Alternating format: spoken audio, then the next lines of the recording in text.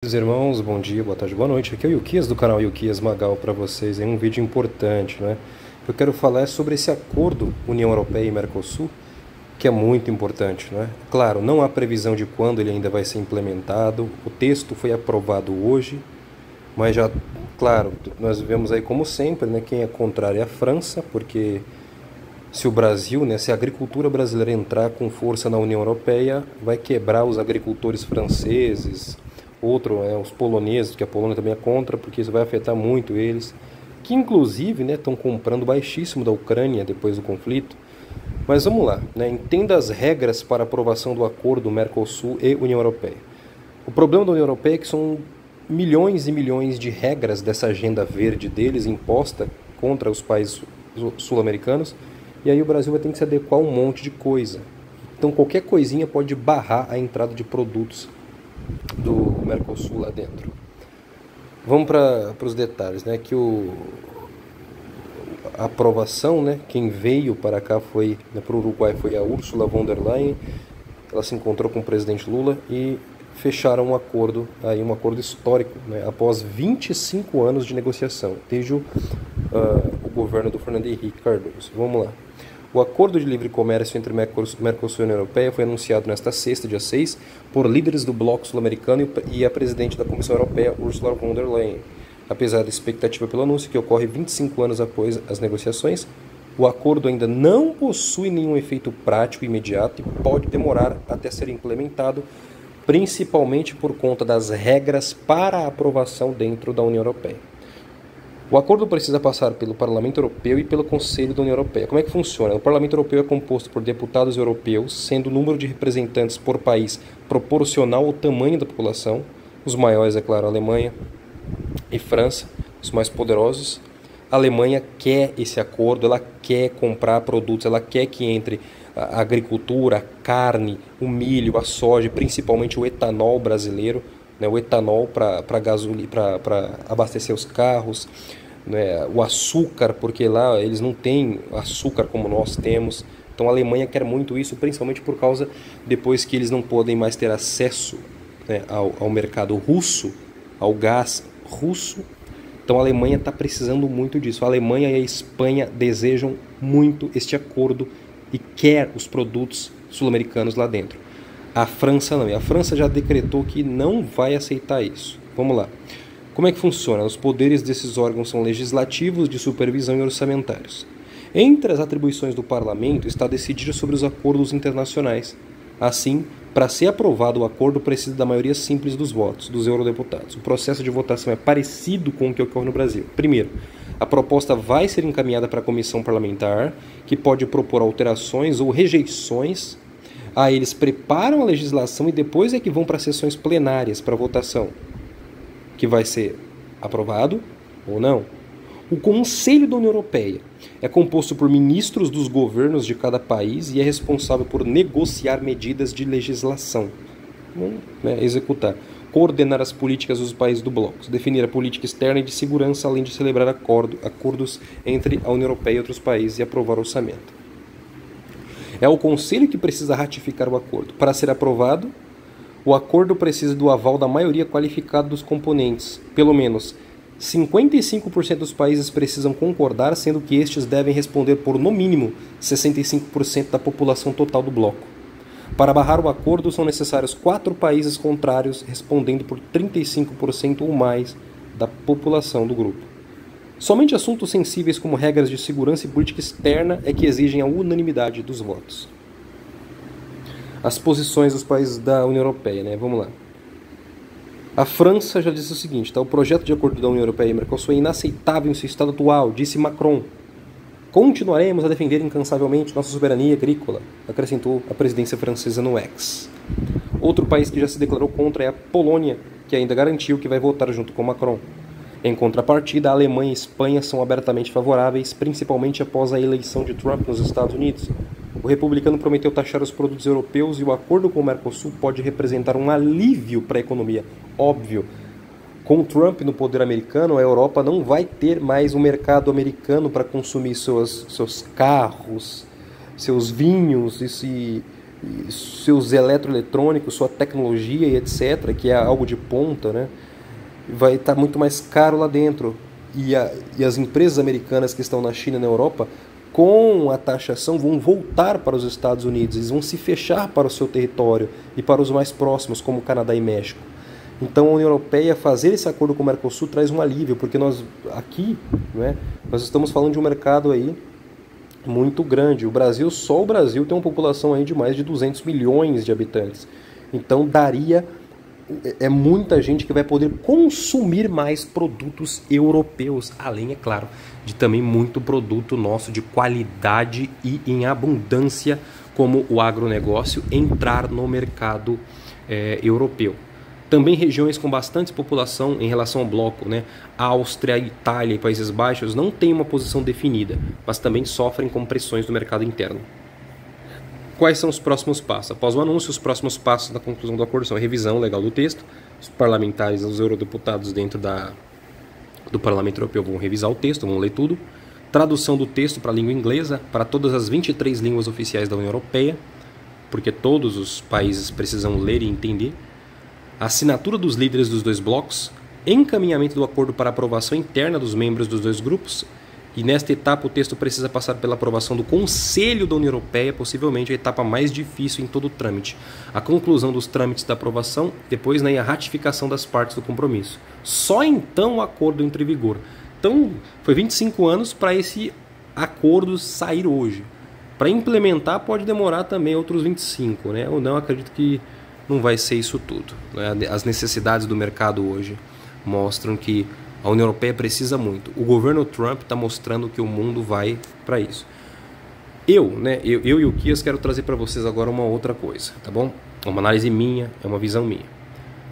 Com essa proteção absurda de alguns países mais agricultáveis lá, né, que são de forte agricultura, como França, Polônia, né, dentro da União Europeia, pode ser que e a Alemanha, que é a maior economia do bloco, querendo este acordo, nós podemos ver uma divisão dentro do bloco europeu.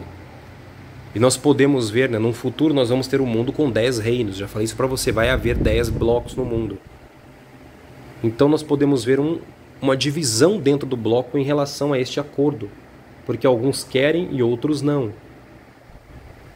Então, e não tem uma liderança. A Europa hoje sofre uma crise de liderança, não tem mais um líder. Depois que a Angela Merkel parou, não existe mais uma liderança. Você vê, né? A última grande liderança europeia é a Angela Merkel. Você vê que a Europa realmente caiu bastante. Mas aí vocês entenderem que precisa de uma mudança radical, né? Isso pode ser um motivo, em termos de proteção e necessidade, a depender de como o mundo caminha, né? Os conflitos mundo afora, principalmente com essa guerra na Síria, onde a passagem do gás russo, né, que passava ali, tinha o monopólio da Síria, provavelmente vai cair nos próximos dias, vai mudar muito as rotas comerciais no mundo. Anotem o que eu estou falando. Então a União Europeia está correndo para isso. Só que se houver muita resistência, alguns países europeus podem falar, olha, é o seguinte, a gente quer, então nós vamos assinar um acordo livre aí com o Mercosul e vocês que se virem. O que vai acabar tornando essa União Europeia com 32 nações hoje, né, pelo menos de forma econômica, talvez inviável para as condições atuais. Como a OTAN, como uma aliança militar, aí não. Aí realmente é muito importante para a segurança de todos. Mas como um bloco econômico, pode ser que haja divisão. E é justamente aquilo que o Trump gostaria, né? Ele já falou que ia fazer isso. País que não pagar pelo menos 2% do seu PIB não vai ter ajuda. Então, o Mercosul pode ser uma pedra mesmo bem grande para as mãos dessa turma aí. Vamos lá. Os blocos não representaram nenhum prazo para a conclusão de cada uma dessas etapas. O governo federal afirma que o acordo produzirá efeitos jurídicos no primeiro dia do mês seguinte.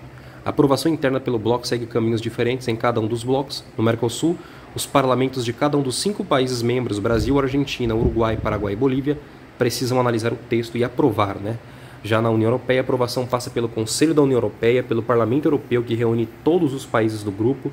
Essa pode ser a etapa mais desafiadora, de acordo com especialistas, porque depende do consenso da maioria qualificada do bloco.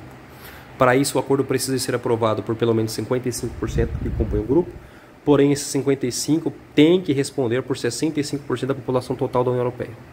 E há o receio de que a França, óbvio, a França vai se contrapor e eles vão fazer politicagem para impedir. Né? O que é o acordo de associação Mercosul-União Europeia? O acordo comercial entre Mercosul e União Europeia tem o objetivo de reduzir ou zerar as tarifas de importação e exportação entre os dois blocos. Estão previstos cooperação política, cooperação ambiental, livre comércio entre os dois blocos, harmonização de normas sanitárias e fitossanitárias que são voltadas para controle de pragas e doenças. Isso aqui vai direto sobre a produção agrícola brasileira, tá? Proteção dos direitos de propriedade intelectual. Então o Brasil ele vai ter que comprar muito eletrônico, tecnologia, o Brasil vai comprar muito. Então muita coisa, inclusive a indústria automotiva, carros, né? Isso vai entrar muito forte no Brasil.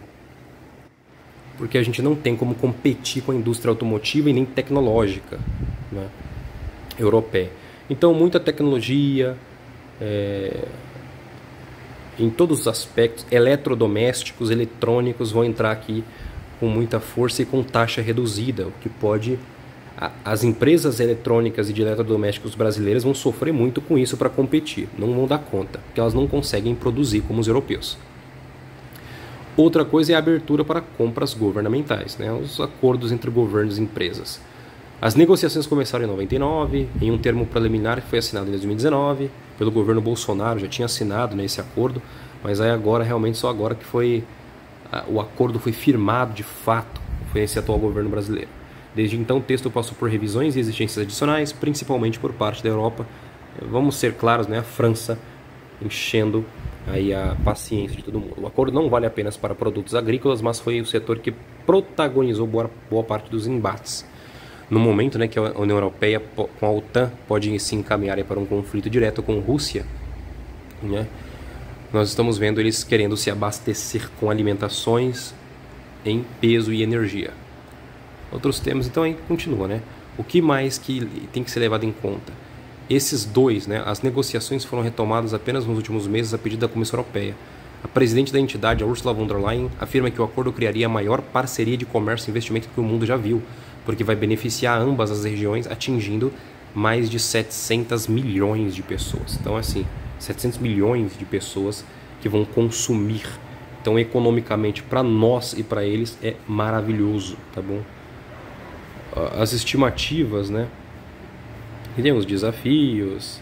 Agricultores europeus, e principalmente os franceses, têm se manifestado contra. A França é um dos maiores produtores agrícolas da União Europeia e deve ser bastante prejudicada pelo acordo, já que a América do Sul tem grandes produtores de grãos. Os trabalhadores alegam que haveria uma concorrência desleal, já que, segundo eles, a produção desses alimentos do bloco sul-americano não está submetida aos mesmos requisitos ambientais. Não é mentira, não é só isso não. Eles não podem produzir na escala que nós podemos. Não tem tantas terras como nós, não tem a capacidade tecnológica no agro como nós.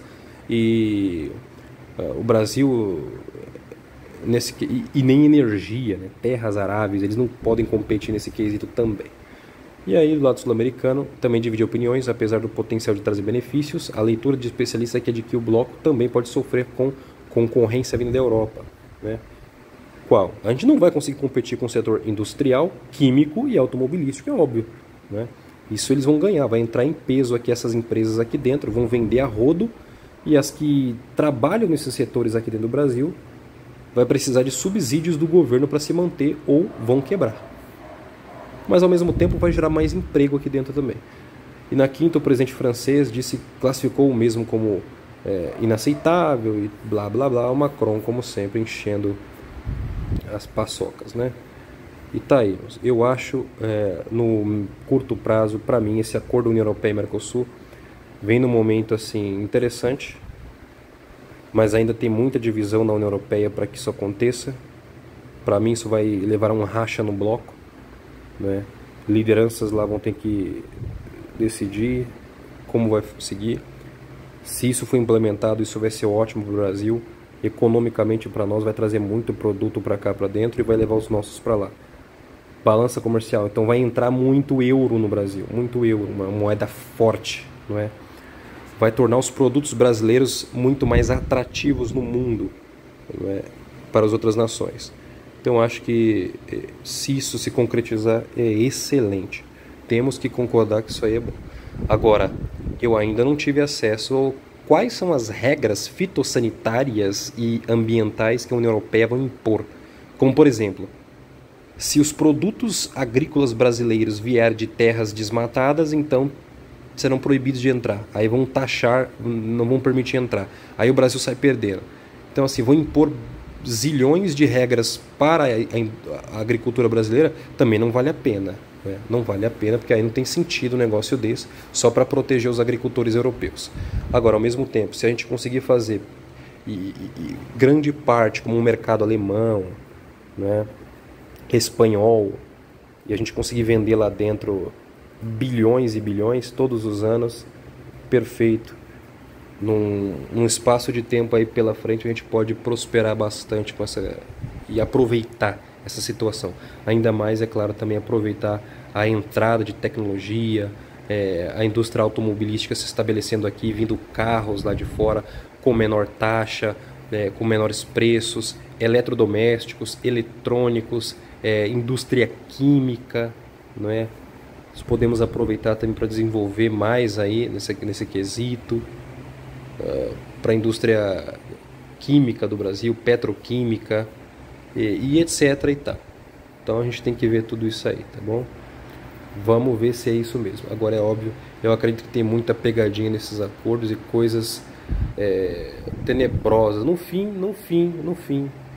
desculpa falar isso, no fim eu acho que nós aqui da América do Sul vamos nos dar mal com esses acordos loucos, porque a gente sabe muito bem as intenções de pessoas como essa senhora aí, ó, e não são nada boas. Eles estão pensando neles, e neste momento de conflito que a OTAN está quase entrando, eles precisam de um país como o Brasil, que será o celeiro do mundo inteiro. Forte abraço a todos e que Deus os abençoe.